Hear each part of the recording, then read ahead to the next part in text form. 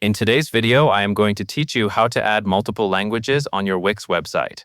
Start by opening your site in the Wix editor. This is where you will manage the design, content, and settings for your website.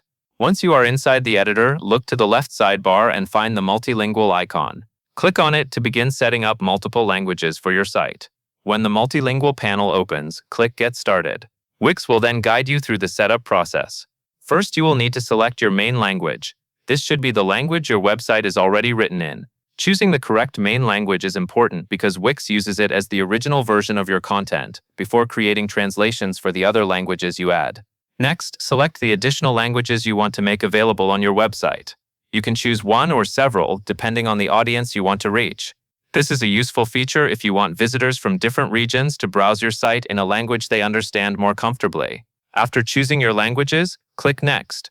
Wix will then automatically translate your site content. This can save a lot of time, especially if your site has several pages. Keep in mind that automatic translation is a helpful starting point, but it is still a good idea to review everything carefully. Some phrases, headings, or buttons may need small adjustments so they sound natural and accurate in each language. Once the automatic translation is complete, click Go to Editor.